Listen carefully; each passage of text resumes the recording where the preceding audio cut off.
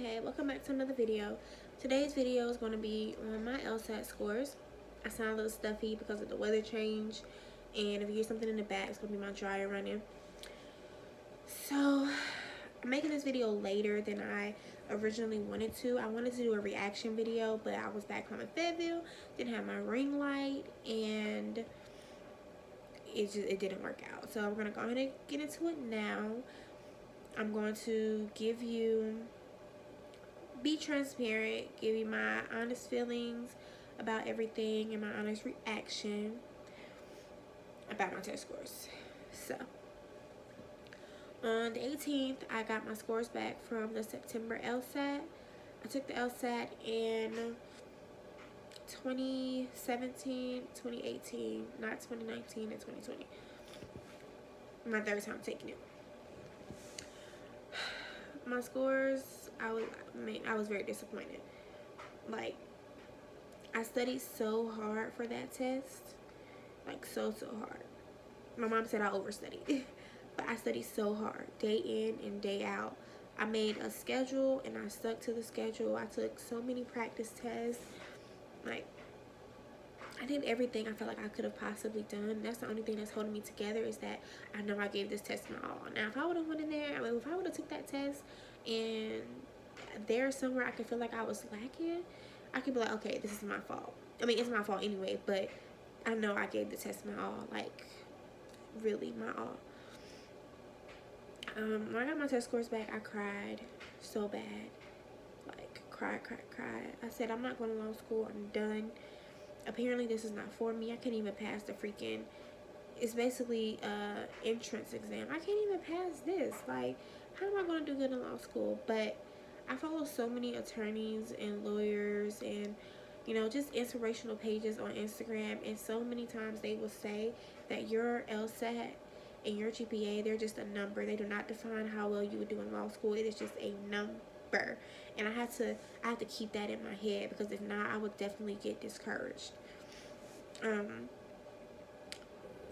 So anyway, before taking the test, I had gave myself 3 scores. One of what I need, what I want, and what I'll accept. I scored below all 3 of those thresholds. All 3. What I gave myself for what I would accept, oh my god, so bad. What I gave myself for what I would accept was actually pushing it. I have a first choice school. That's gonna be another video. But what I'll accept would have been pushing it. When I say pushing it, I mean borderline pushing it for applying to my first choice. I scored below that, meaning I can't apply, and that hurt me to my soul, because I studied so hard. Like, some of you know, when you see this video, you will know how hard I studied. Many of you don't know how hard I studied, but let me tell you, I studied so hard.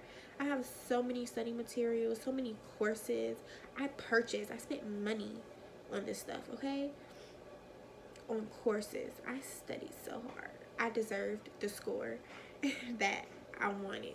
Like, I really do, but you know what? God had other plans. So anyway, I was very discouraged. I was very sad. I was hurt. Like, I was angry. Everything. It was just bad. Thank God for my support team. Let me tell you something. They be on me, okay? They come in clutch when I am just down. They will not let me give up. I'm going to law school. If they gotta say so, I'm going to law school. Definitely. They called me, they text me, they wrote me on social media, everything, just lifting me up, giving me words of encouragement, you know, because it's like things that I know already. But when I'm angry, when I'm mad, and when I'm sad, when I'm hurt, I don't want to hear none of that. Like, I know that my plan and God's plan is different. I know that my time and God's time is different. But when I'm mad and I'm angry, I don't think about that. All I think about is, what happened? What went wrong? Why am I not getting this score that I'm working so hard for? But then my support team come in and they tell me, they reiterate and they drill into me the same things I already know, and it just clicks. Like, you know what? You're right. You're absolutely right. And by that, like for example, with my score, I can apply to my second choice, but not my first choice. I mean, I could, but I probably wouldn't get accepted, so I'm not going to do that. And I'm going to tell you why, because I actually watched this YouTuber's video, and she was like, even if you don't get the score that you want, still apply, because you never know. Like, even if you are below their median or you're below their 25%, still apply, because you never know. So there's a reason I said I'm not going to apply to my first, and it's not because I'm just not going to right now. So I can't apply to my second choice though. I can apply to my third choice. So I had one of my godmoms tell me that maybe it's God's plan for you to go to your second choice and then transfer to your first choice. I didn't think about that. You know what? Everything that happens is supposed to happen. Just because I want to go here does not mean that's what God has in place for me. Maybe there's something that I need to get from choice number 2. Maybe there's something kind of knowledge I need to gain. Maybe there's something there waiting for me that I need to go after before going over to number 1. I didn't think about that. Thanks, Godmom, if you're watching this. And then I had my other godmom tell me that I had 1 day to pout. She called me and she said, you have 1 day to pout and then you got to get it together. I took that 1 day to pout, and the next day I was better. My mindset was different. And I feel like everybody needs people to tell you, not ask you, not give you a choice, but tell you this is what you're going to do. So I took that day off to be mad and sad and cry and angry and all this stuff, but I was better the next day. So thanks, God, Mom. And then my mom just told me how proud she was of me. And, you know, she made me realize that each time I take this test, which is 3 times, my score goes up. Which is true. So who's to say if I don't take it for the 4th time, I won't get the score that I want or the score that I need, because there's no way I'm going to go down. I can only go up. And if I go down, something is definitely wrong. I took it the 1st time, and then I improved by 3 points the 2nd time, and then I improved by 4 points the 3rd time. So maybe I'll improve by 5 or 6 points the 4th time. You never know. And then there was a bunch of other, I had my cousin inbox me, cousin text me. I had just so many people giving me encouraging words and support, and definitely changed the way I was looking at things, because I was over it, okay? At the moment, I was over it. I'm not saying I was over it completely, but at the moment, I was over it. At the moment, I was like, you know what? Maybe law school ain't for me. I can't even pass a simple test. But, number 1, the test ain't simple. I tell people all the time, they be like, oh, it's common sense. It's stuff flying around. They be like, oh, it's common sense. There is nothing common sense about this test. There's nothing that I learned in elementary school, middle school, high school, or college that would prep me for this test. Nothing. Nothing. If you think I'm kidding, pull up a free LSAT, a free practice LSAT, and answer 5 to 10 questions, and I guarantee you that you will not get over half right. Reading comp, logical reasoning, and logic games, you will not get over half right. And when I say reading comprehension, people be like, oh, you've been reading all your life. Let me tell you something. The reading that you did throughout school and the reading that you do on LSAT, it's different. The questions are different. It's not the same. Let me tell you, I thought that. I was like, I've been reading forever. I know how to do reading comp.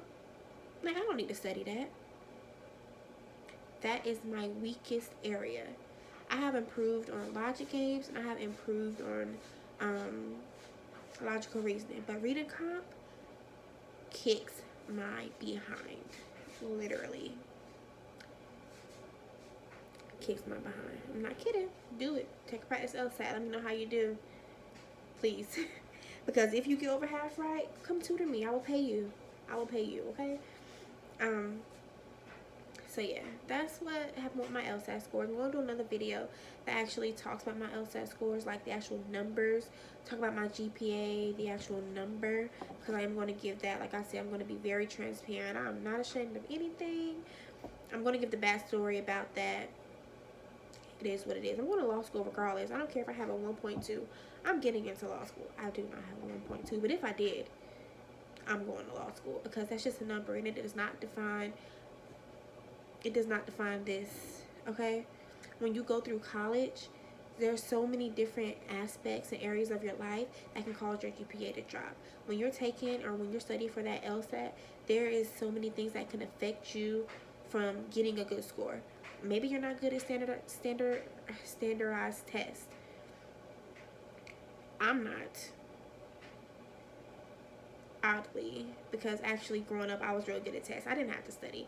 I didn't have to study. Like, once I'm in class and I'm taking notes and I got it and I hear it, I'm good. I can take a test and ace it. But later on, when I started picking up working and started picking up all this extra stuff, it was no longer like that. I gotta study now, and I'm still not good at tests. So my LSAT score definitely does not define my intelligence, and y'all gonna see when I get in law school. This test is giving me HEW hockey stick, but when I get in law school, y'all gonna see that number has nothing to do with what I can do, who I can be, where I can go, what I can achieve. I promise you that. I know it does not. So my current plan now is I'm going to use my score to apply to 5 of my schools on my list, because I can. Hopefully I get into at least one. All I need is one. That's all I need. God, and if right now is not the time, I'm going to be angry, but I understand. I'll get over it. And I'm going to retake the test in January to apply to my other schools. That's my plan as of right now. That's going to make my score go up, which I'm sure it will, but I need for it to go up at least 5 points. At least 5. We're going to go for the improved 3, improved 4, improved 5. That's what I'm going for. That's what I'm thinking. So that's it for this video. Thank you for watching. Thank you for going with me on this journey. It's very emotional. If y'all would have seen me on Friday, y'all would have thought my best friend died or something. Like, it was bad. I had an attitude out of this world. But I'm gonna go hang it off here. I will see you guys again on my next video. Thank you and good night.